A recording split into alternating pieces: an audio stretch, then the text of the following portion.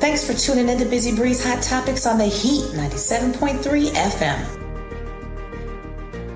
What's going on, everybody? Welcome to Busy Breeze Hot Topics. And of course, I've got my girl, Lovey D, joining me today as well. Lovey, how you doing, girl?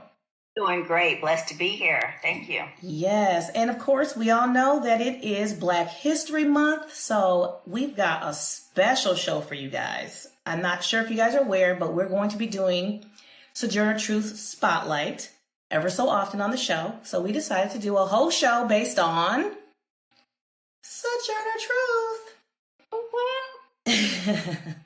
I don't know how many school systems do a good job of talking about SoJourner Truth. And I didn't learn about SoJourner Truth until college. Lovey, when did you learn about SoJourner Truth? Oh my gosh. I've always believe I've heard the name growing up. It's typically just Black History Month. But just starting to get to know a little bit more about her, honestly, probably within like the last year.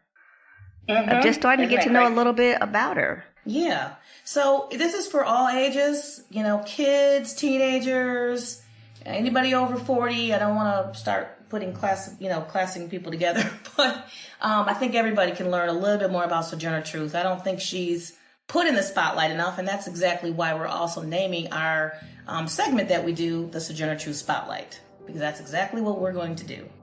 So, without further ado, let's jump on into SoJourner Truth. SoJourner Truth was born into slavery around the year 1797. Her parents, John and Elizabeth Baumfree, were enslaved by a man named Charles Hardenberg, who lived in New York. John and Elizabeth named their new daughter Isabella, so SoJourner Truth was actually named Isabella. The city, I think it was Esopus. I'm not quite sure how to pronounce it, Esopus.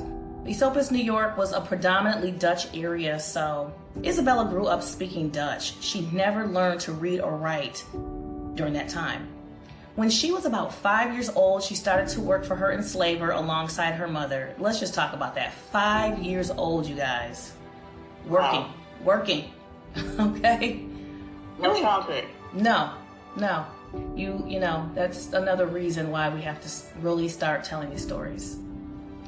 At 5 years old, she started learning all the domestic skills that would make her a valuable enslaved woman at that time. Isabella was one of 10 of 12 children. Many of her siblings were sold away from the family when she was just when she was really young. So of course that trauma absolutely stayed with her for the rest of her life. When she was just 9, Charles passed away, and she was separated from her parents and sold to a farmer named John Neely. The Neely family was very cruel to Isabella. They beat her frequently and mocked and punished her for not understanding English. That's really sad. She was not accustomed to speaking English. Her native tongue was Dutch. So that's really sad that she was beaten for something that was not even anything she could control. That's slavery. Mm-hmm. So when Isabella's father visited her new home, he was horrified to see, of course, all of her injuries. He made arrangements for her to be bought by an innkeeper, but unfortunately the innkeeper had a lot of money issues and sold her for like a few months later after that. Within a year of being separated from her parents, Isabella had 3 different enslavers. Could you imagine? I mean, you just never know where you're going to be, what kind of home you're going to have, what kind of slave owner you're going to come across. When she was sold to John Neely, she was only sold for $100. Oh my God. She was sold for $100 along with a flock of sheep. Yep, that is correct. Yep. That's really sad. And there is actually a book about that as well that Corey McGleachy came out with, and that's going to be a whole other show. But he does have a children's book out explaining that exact thing. So thank you, Lovey, for mentioning that. Yep. So within a year of being separated from her parents, she had 3 different enslavers. Isabella's new enslaver was John Dumont. John was a prosperous farmer who made Isabella work in his home and in the field. She grew up tall and strong. She was a very tall woman, by the way. Oh, wow. Mm-hmm. He bragged to his neighbors that she worked harder than any of his male workers. Enslaved or free, Within a few years of her arrival, when Isabella was still a teenager, John initiated a sexual relationship with her. Yeah. It's a slave master, right? Yes. Yeah. Yeah. When she was young and powerless, she bore at least one child. She later then, of course, after that, married an older enslaved man. And then she gave birth to 5 children, 4 of whom lived to adulthood. She later recalled that she could never properly feed her children because she was expected to first breastfeed John's children, which was the slave man. Yep. So, of course, she had to take care of those children who weren't even, the other ones weren't even hers.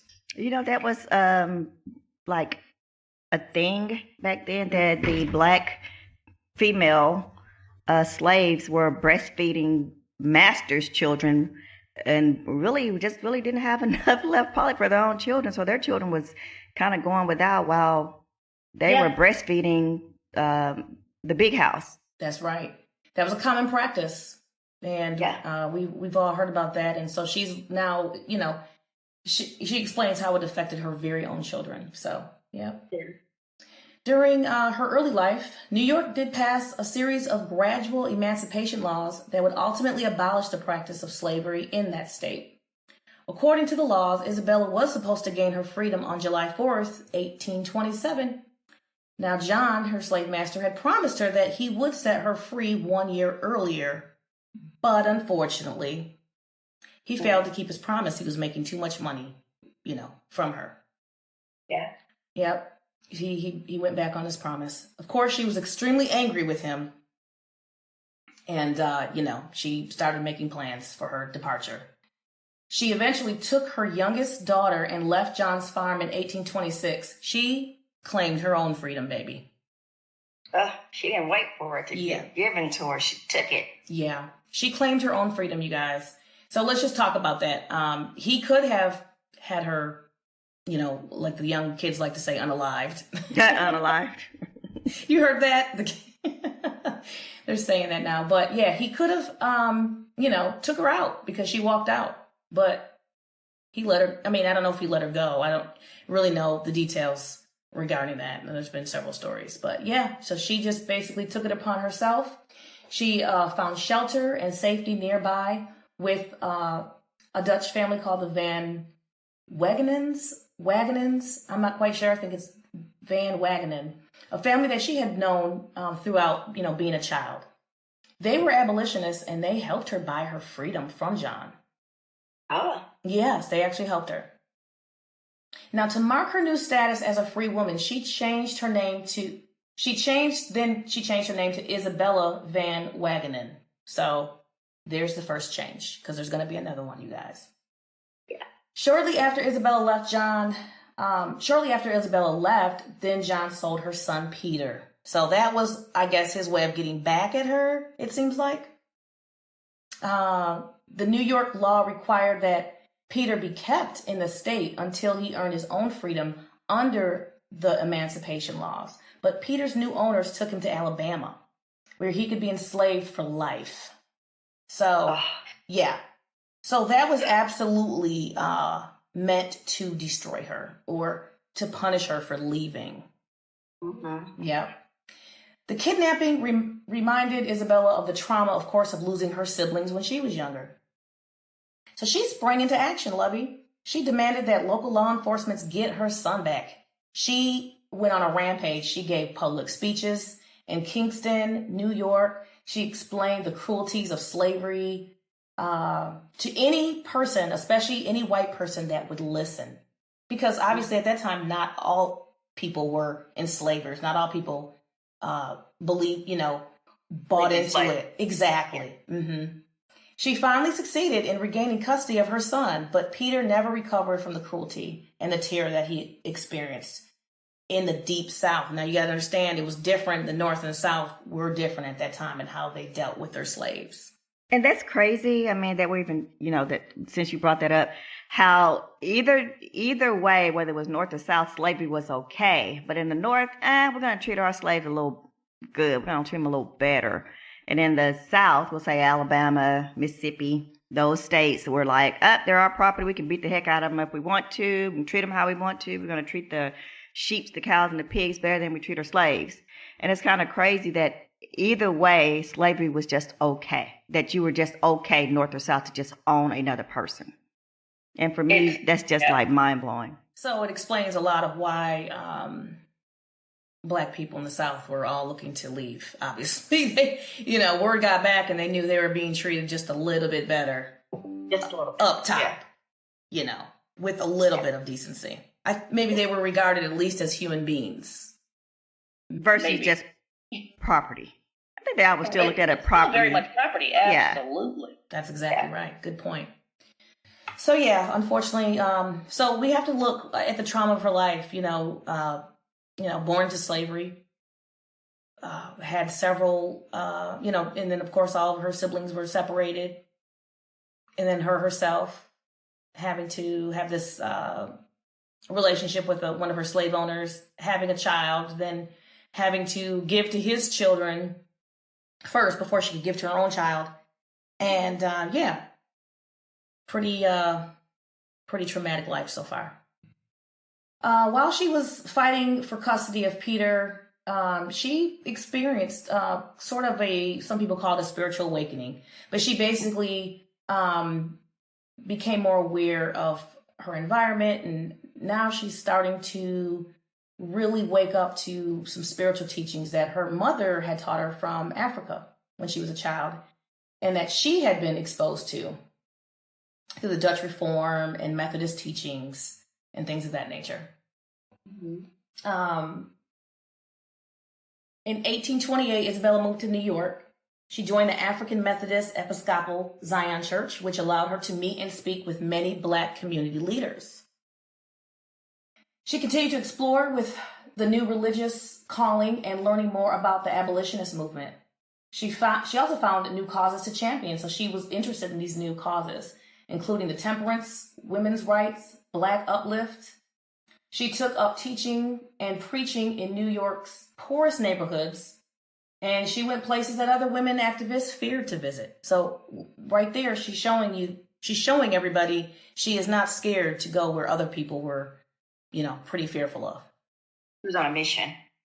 She was absolutely on a mission. And now through what she's going through, now she's having this awakening, and she remembered her mother's teachings, and now she's like, I'm going to go where these teachings are obviously needed, in these neighborhoods and this community. And that kind of goes back to the Black church, right? That's where people were getting their strength. Yes. Forming these relationships with like-minded individuals. The church was obviously very important, especially during slavery, because you were able to kind of be free and talk amongst each other, share your stories, network. What else am I missing? But that was empowerment. Yes. Yes, exactly. So, of course, it was about the spiritual teachings of Jesus and Christ, but they were becoming communities, and they were able to basically lift each other up, show each other support during this trying time where anybody could affect your life if they wanted to. As long as they had the right skin color, they could tear your family apart. Literally. There was no comfort. There was no security. But I believe that a lot of folks back then found sanctuary. They found comfort in each other, and the church was that for them. Mm-hmm. And of course, they could get a lot of support as well. Absolutely. Mm-hmm. So I hope you guys are enjoying this, the beginnings of SoJourner Truth, Isabella. We are going to break here in a few. I think, again, I kind of upset that I didn't learn about this in school.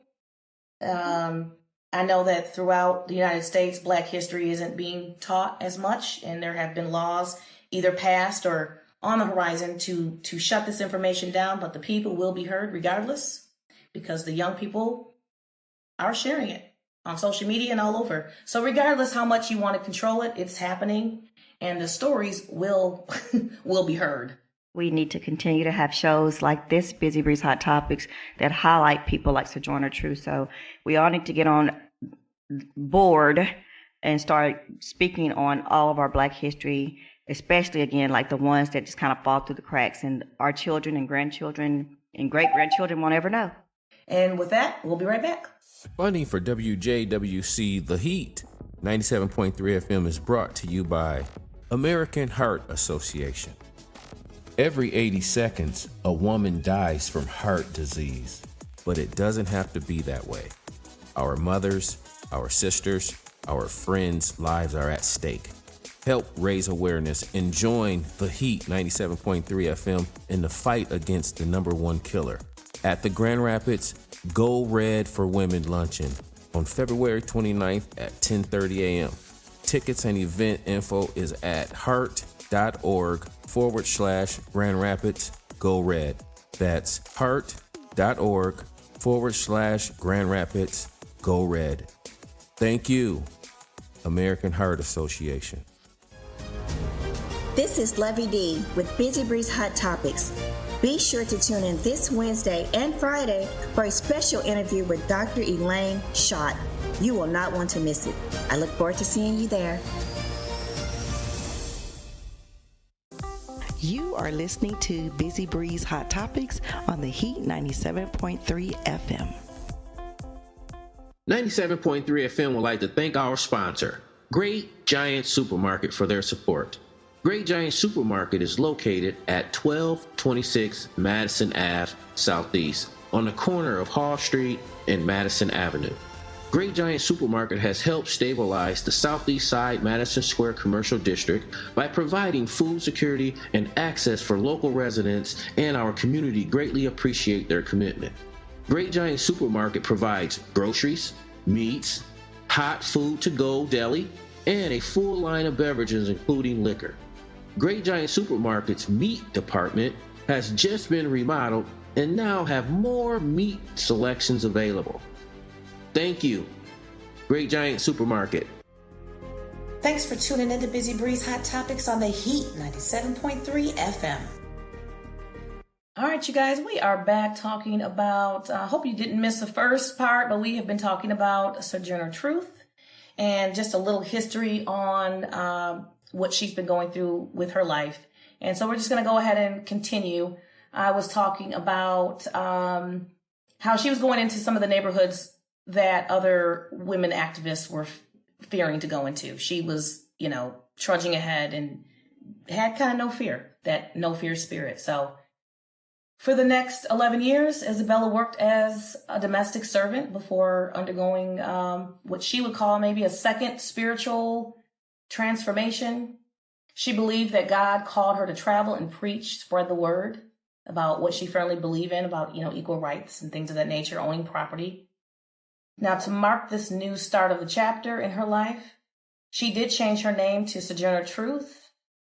She was around 45 years old when she did that. So that was definitely considered a kind of awakening for her to completely change her name. So the word sojourn, I guess by definition, meaning believed to be called by God. Is that what the word sojourn comes from? I believe so. She was journeying throughout, traveling and giving speeches and spreading her word and the truth that she felt was coming from God. So yeah, journey. The journeying. She's traveling. Yeah, good point. So she traveled throughout the Northeast, telling her story, and she worked hard to convince people to end slavery and support women's rights. She didn't have a whole lot of money, obviously, so she would walk from place to place, journeying, traveling. She sometimes would sleep outside. She did eventually start meeting abolitionist leaders like Frederick Douglass, William Lloyd Garrison. These are people we need to speak on as well. Absolutely. Yeah. And David Ruggles along the way. She never kind of shied away from challenging these, they were more celebrity figures at this time when she was meeting them too. Yeah, more well known. Yeah. So she challenged these celebrities in public when she disagreed with them. She disagreed with some of them. She did lack some education, and her Dutch accent made her something of an outsider, obviously. But the power of her words and her conviction impressed all of those around her. Mm-hmm. All of them. So in 1851, she gave the famous speech, commonly titled, "Ain't I a Woman?" at the Ohio Women's Rights Convention. The text of the speech, of course, was later changed by a white publisher to make her sound more in the image that they wanted her to sound. That version of the speech is still the most widely known today. So it is important to know that there are a few versions out there. I don't know if people know that. Did you know that? I did not, and I would love to know where we can find the original version. Yep. As I would as well. So I'm going to go ahead and read that speech real quick, the one that's widely known.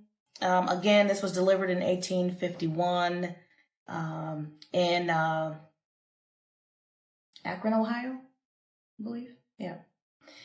Well, children, where there is so much racket, there must be something out of kilter. I think that twixt the Negroes of the South and the women at the North, all talking about rights, the white men will be in a fix pretty soon. But what's all this here talking about? That man over there says that women need to be helped into carriages and lifted over ditches and to have the best place everywhere. Nobody ever helped me into carriages or over mud puddles or gives me any best place. And ain't I a woman? Look at me. Look at my arm. I have plowed and planted and gathered into barns, and no man could hear me. No man could head me. And ain't I a woman? I could work as much and eat as much as a man when I could get it, and bear the lash as well. And ain't I a woman? I have borne 13 children and seen most all sold off to slavery. And when I cried out with my mother's grief, none but Jesus heard me. And ain't I a woman? Then they talk about this thing in the head. What's this they call it? That's it, honey. What's that got to do with women's rights or Negroes' rights? If my cup won't hold but a pint and yours holds a quart, wouldn't you be mean not to let me have my little half measure full? Then that little man in black there, he says women can't have as much rights as men, 'cause Christ wasn't a woman. Where did your Christ come from? Where did your Christ come from? From God and a woman. Man had nothing to do with him. If the first woman God ever made was strong enough to turn the world upside down all alone, these women together ought to be able to turn it back and get it right side up again. And now they is asking to do it. The men better let them. Obliged to you for hearing me, and now old Sojourner ain't got nothing more to say. Well, children, where there is so much racket, there must be something out of kilter. I think that twixt the Negroes of the South and the women at the North, all talking about rights, the white man will be in a fix pretty soon.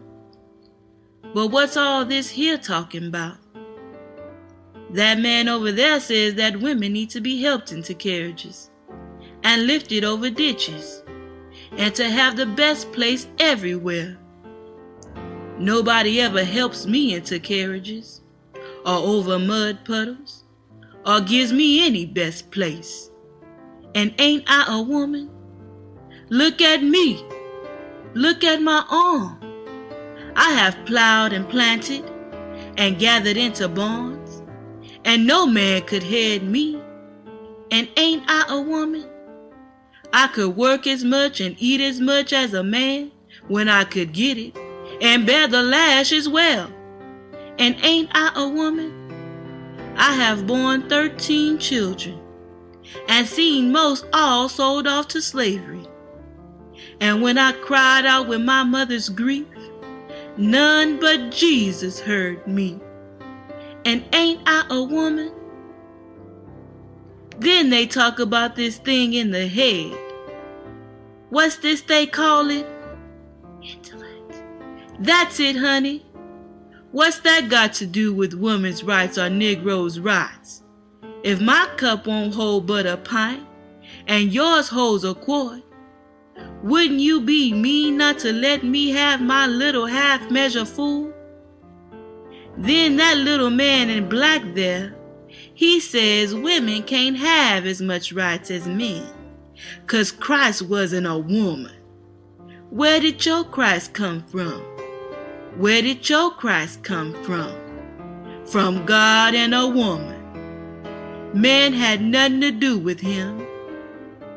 If the first woman God ever made was strong enough to turn the world upside down all alone, these women ought to be able to turn it back and get it right side up again. And now they is asking to do it. The men better let them. Obliged to you for hearing me. And now old SoJourner ain't got nothing more to say. That's it. That's the speech.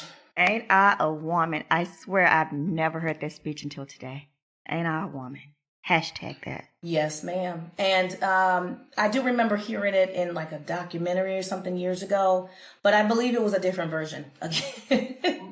So I did kind of fact check that with the 5th generation grandson, Corey McGleachy, out of Grand Rapids, Michigan. And so he did give me permission to read that one. So I'll just let that sit with you guys. Very powerful. Yes. What were some of the things that went through your mind, Lovey, as with her words? I mean, that part where she mentioned if the woman had a power to turn the world upside down, that we can turn it back right side up. I mean, that's like, whoa. I mean, I had my eyes closed while you were reading it, and it was just like, yeah, it was moving. It was definitely moving. Yeah. So anyway, listeners, I hope that you, could really take that in and appreciate that, because that speech doesn't get enough attention. She wasn't just about Black history. She was about women's rights. I don't know a lot of people understand that, but she was for all women's rights, not just Black women, because you got to understand what was going on during that time for women as well. Right. In general. Yeah. All right, so she encountered fierce opposition from pro-slavery groups, as you can imagine, wherever she traveled to. So, Lovey, she was often attacked, and on one occasion, she was beaten so badly that she was left with a limp for the rest of her life. Mm-mm. Even with that, she never stopped traveling and teaching. She was positive God would protect her. That was what kept her. Yes. When the Civil War began, she dedicated her talents to recruiting soldiers for the Union Army. Although she wasn't so, convinced that everything with religion was as it was. She just knew that she believed that the war was a fair punishment from God for the crime of slavery. So she believed that that was the punishment due to humans feeling and thinking that they could be cruel and own another human being. And she's probably right. Hey, the wrath is real. The wrath is real. Ain't I a woman? Ain't I a woman? She also knew the Union needed fighters to win. So in 1864, she moved to Washington, D.C. So here we go. She's traveling again, you guys. And when she was in Washington, D.C., she worked for the National Freedmen's Relief Association, which strived to improve the lives and prospects of free Black people. She was invited to meet President Abraham Lincoln. Did you know that? I was just actually reading up on that. I know that she was invited, but not sure if she ever actually was able to meet him. Yeah. But even in the midst of a war, she found time to ride the Capitol streetcars to force their desegregation. So she was really, she was fierce. Wow. And then after the war, she lobbied to the U.S. government to grant land to newly free Black men and women. See, she understood that Black people could not truly be free until they achieved economic prosperity. Mm-hmm. She knew that owning land was some of the important first steps. And she continued to travel throughout the United States, giving speeches about women's rights, prison reform, and desegregation. She was very passionate. She was a passionate champion of all of these social injustices right up until her death on November 26 in 1883. And there, you guys, is just a broad overview of SoJourner Truth. Hopefully I was able to bring some information. And Lovey, I don't know if you had any conflicting stories that you've heard? I know they're always out there, of course, but Well, the one I think was more so even within the speech that we know got somewhat reworded was that she had 13 children. So that's been some conflicting information over the years because there's others that saying she only actually had 5 children, but she was one of 13 children, which were her and her sibling. So it's kind of conflicting on, did she really have 13 children? Did she only have 5? So I guess we'll have to ask some of her true family members on how that actually played out. absolutely. Yeah, that's a good point. And it is important to know that we are going to be doing the SoJourner Truth Spotlight, mainly hosted by Lovey D, which is going to bring about stories. So we're not always going to have interviews. Sometimes it's just going to be us highlighting certain individuals in the community, whether it's women, men, Black women, Black men. It even can, it could be any nationality, anybody who's serving a purpose in the community to bring people out of social injustice. I think I've got that right. Lovey, is that correct? Yes. Yes. And so it's important to know the backstory first. So we are good friends with Corey McGleachy, who runs the Descendants of the Truth nonprofit out of Grand Rapids, Michigan. I'm also a part of the nonprofit for the South region as well, the program manager. So my job is to help bring events to shine a light on SoJourner Truth, the spirit of SoJourner Truth, and anywhere where we can be of service to help, youth, seniors, whoever in our community. That is our goal. And that's why we're going to be doing this. We're not going to necessarily do it every week. It's going to be very organic. It's whoever we come across that we feel embodies the SoJourner Truth magic or the SoJourner Truth spirit, as you will. Yeah.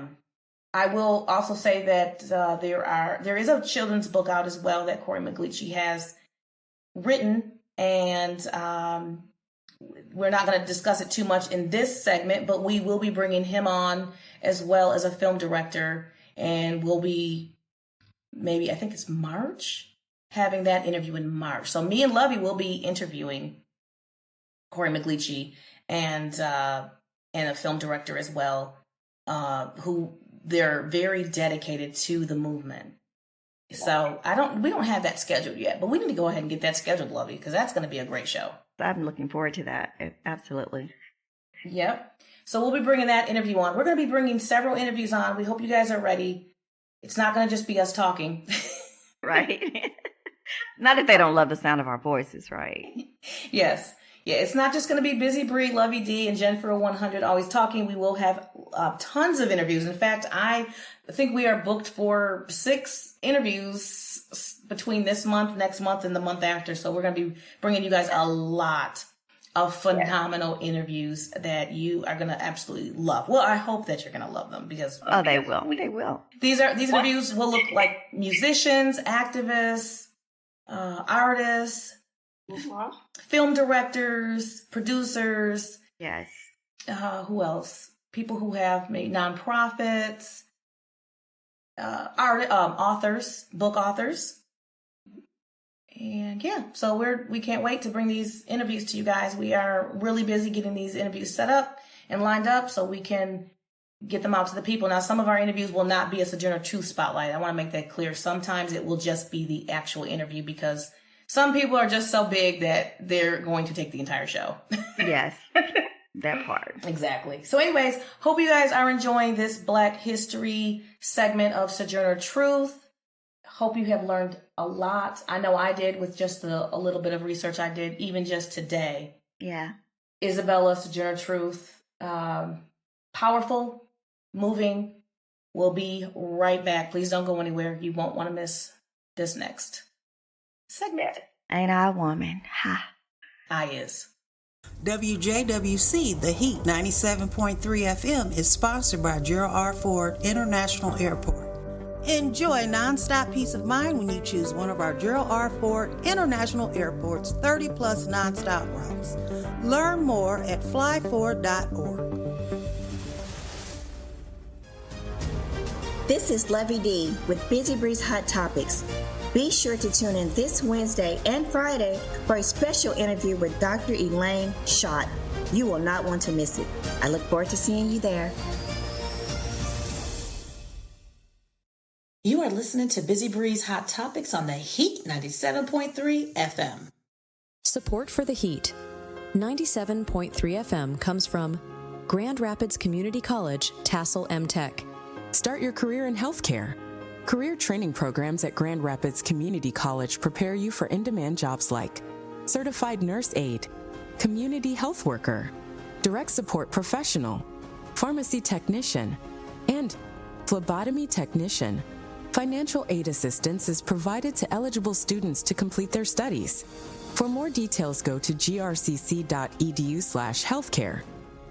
Tune in to hear the latest in entertainment, culture, and sports on Busy Breeze Hot Topics, Monday, Wednesdays, and Fridays from 11 a.m. to 12 p.m. You can also listen online at www.theheat97.3.com.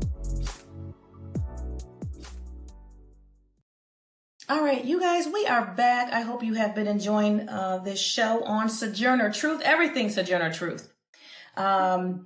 Lovey is going to actually give us a little bit more information on the SoJourner Truth Spotlight. So without further ado, Lovey, it's on you, girl. All right, thank you. And out there, everybody out there listening, I hope you guys are enjoying us going over the SoJourner Truth Spotlight. As Bree has already mentioned, this is going to be something that we do throughout the show. Not every day, but again, Bree's already mentioned it. So let's just jump right in. Of course, my name is Lovey D, and I am here along with Bree.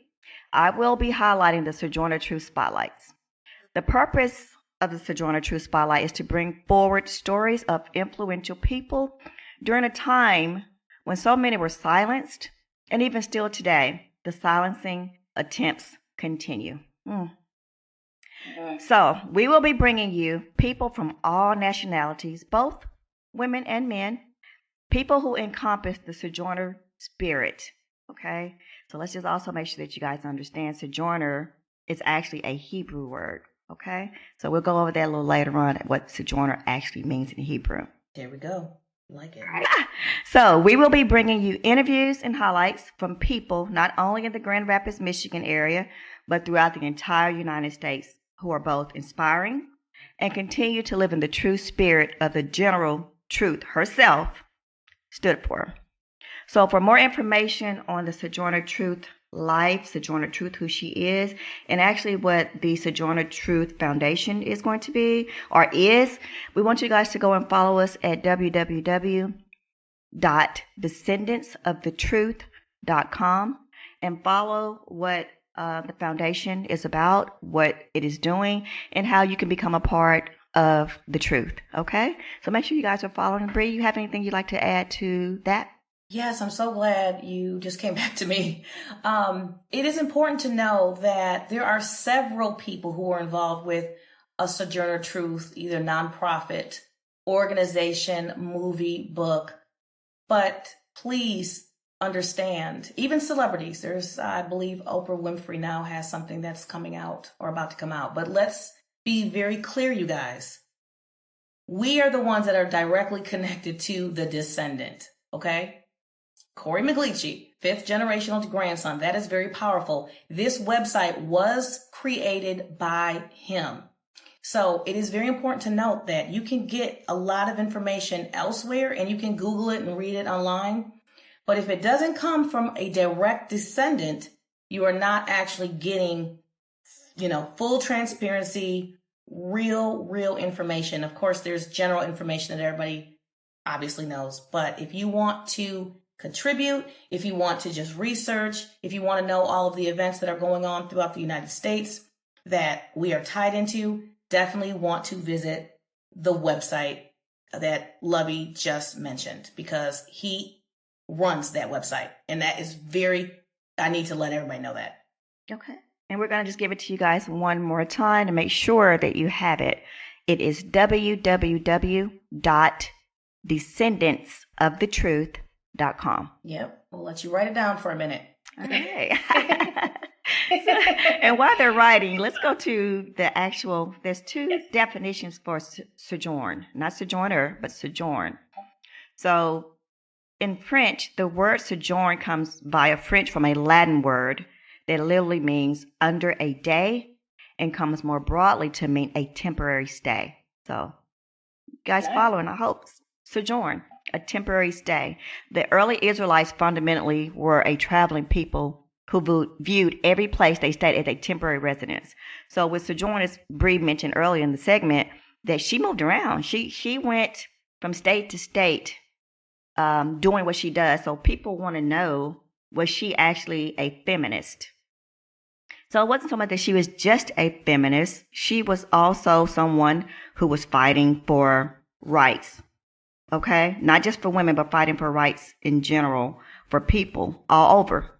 So we just want to make sure that you guys do your research because, again, you know, I'm just learning a lot of these things about her just recently because we were not taught about SoJourner Truth. We were taught about the Martin Luther Kings and the Rosa Parks. Maybe those are two I just named off the top of my head. There was a constant Black History Month people that we were able to talk about maybe in school. But it's people like SoJourner Truth. Even with Frederick Douglass, we hear a few things about Frederick Douglass, but we haven't really gotten into even who he was and what he did. So I'm so grateful to be a part of Busy Bree's Hot Topics and to be able to do the SoJourner Truth Spotlight because it's going to bring so much attention, so many things to the spotlight and highlight Black people as well as other nationalities, but more so we want to say Black people in the struggle. So I'm grateful to be a part of this, and make sure you guys go to descendantsofTheTruth.com to continue to follow. Bree? Yeah, exactly. It is very important. I do wonder why we didn't hear so much about SoJourner Truth. Maybe, I just don't know. Do you have any idea? Because I'm wondering. I just think a lot of them that just kind of like got swept under the rug. They just gave us the one, like you said earlier too, that she wasn't in the spotlight. You know, again, like Martin Luther King, Rosa Parks, who, you know, we all know the whole bus thing. So it was people that were putting themselves in the spotlight at certain times during emancipation, civil rights movements, and all of those. And SoJourner Truth, at that time, I don't think, like you said, she was meeting the Frederick Douglass and the others, but she wasn't in the spotlight. She was kind of behind the scenes. So that may be why we just didn't get as much of her back then. But here we are today. You know, what God has for us is for us. So whether we learned about it in 1990 or whether we're going to learn about it in 2024, it has to get out there. Better late than never. Amen. And our job is going to be to illuminate her name until we feel that it's getting enough attention. I wasn't actually going to mention this, but I do think it is. I'm going to go ahead and mention it, but it's going to be mentioned again in another show. So Corey Maglici has come out with a children's book called Keeping the Truth Alive. Isn't that a great title? Yes, I have that book for my grandchildren. I was going to ask, do you have that book? I do. Yay. Okay, great. But unfortunately, just so you know, and for all the listeners who know, we weren't able to get it at a library or even at the school. We had to get it through the foundation for SoJourner Truth. So guys, make sure you guys go and get the book if you can, you know, log in and follow so you guys can get the book. Because again, it's not out there and we need to start getting more of these books out to our children and to our grandchildren. No, I do, and thank you for saying that, Lovey, because that leads me to another point. I do know for a fact that the book might land in, they're trying to get the book in Ohio, because obviously that's where she had her famous speech. It has been a struggle because of the recent laws that have either been passed or they're trying to pass to block a lot of the Black history material, as we all know that we've seen happening in Florida and some other states. And so it is becoming more challenging to get these stories out. But if you do follow the right websites, if you follow the right nonprofit organization, which Lovey just gave you that website a couple times, that's how you can find these things. And that's why we're here, to illuminate this. And that's another reason why we decided to call it the SoJourner Truth Spotlight, like Lovey just said, because she has not been spotlighted. And we're going to do that. It's not a matter of when. We're doing that right now. So again, that book it's a children's book called Keeping the Truth Alive, written and illustrated by Corey Maglici, because he's also an artist. I don't know if you know that, but he's also a very talented artist as well. Yeah. Okay. Yeah. And we're going to have Corey Maglici and Lateef Calloway. Lateef Calloway is the also the producer director of the documentary that will be coming out as well about SoJourner Truth. So we're going to have them on, and we're going to have a lot to talk about. Once the documentary is ready, so that all of our listeners can be able to go and watch it, and then we can come back and just have a follow up on after the documentary. I think that would be great. We can do like a Q&A session or something like that. Yes. That's a good idea. And so we're also going to be letting you guys know where you can reach out to us too on more stories. So if you want to hear more stories like this, you can be able to reach out to us and let us know, who you want to hear stories on, because that is our passion, to bring these stories to you.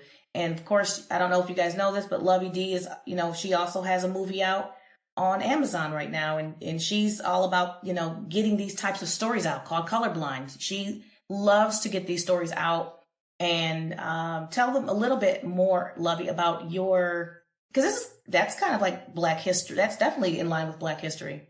Well, I guess just to give a brief synopsis of the film, is just well-to-do, old money, white family son falls in love with the Black girl from the other side of the tracks, and they have to go through the struggles of dealing with the interracial relationship, as well as parents who have been steeped in their ways as far as how they were raised, on couples not actually mixing, or races not mixing.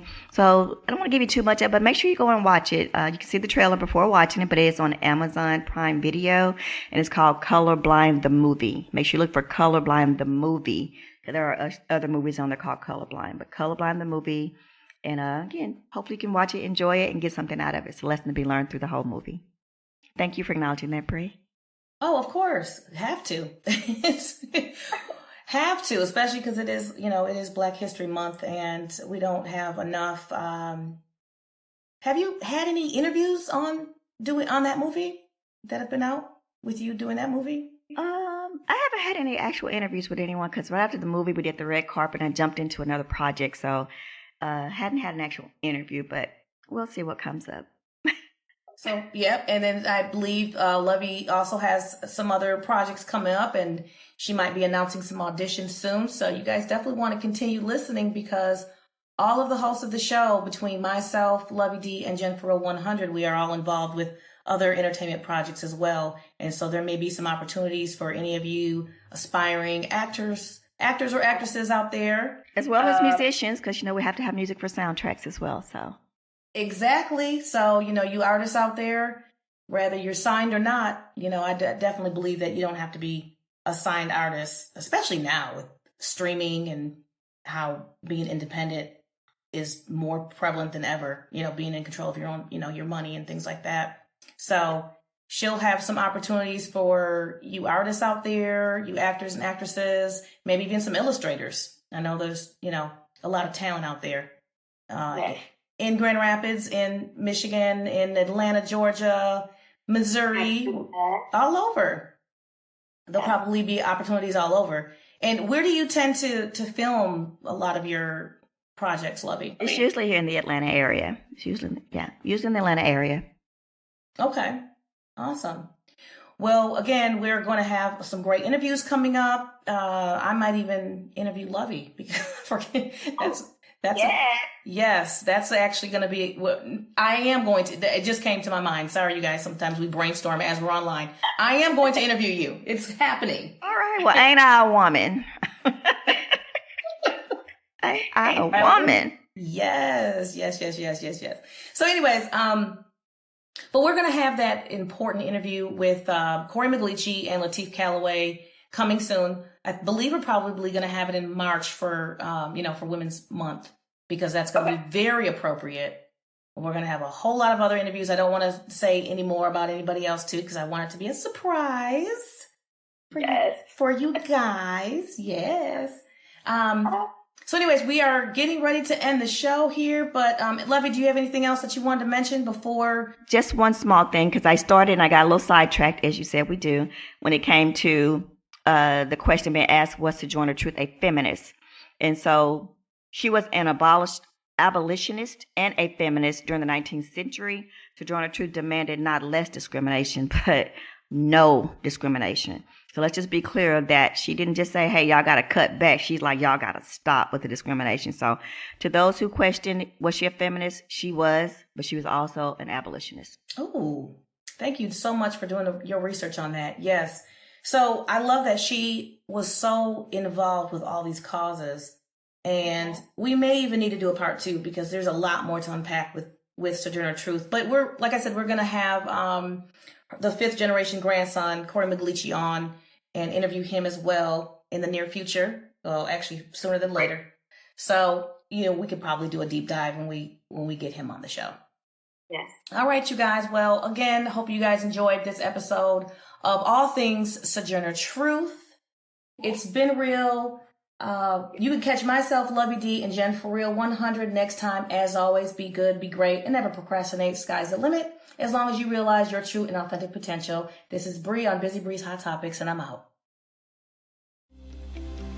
This program comes to you by the Community Voice, La Voz Magazine, administrated by Dr. Jose Flores, Editor-in-Chief. You can find him at 1052 Granville Avenue, Southwest New Michigan. You can reach him at 616-581-6271. Gracias, Jose. This is Lovey D with Busy Bree's Hot Topics. Be sure to tune in this Wednesday and Friday for a special interview with Dr. Elaine Schott. You will not want to miss it. I look forward to seeing you there. Tune in to hear the latest in entertainment, culture, and sports on Busy Bree's Hot Topics, Monday, Wednesdays, and Fridays from 11 a.m. to 12 p.m. You can also listen online at www.theheat97.3.com. Funding for 97.3 FM is provided in part by La Familia Stop and Shop, located at 1066 Cesar E. Chavez Avenue Southwest, providing groceries, convenience, and libations to local community. Thanks for tuning in to Busy Bree's Hot Topics on the Heat 97.3 FM.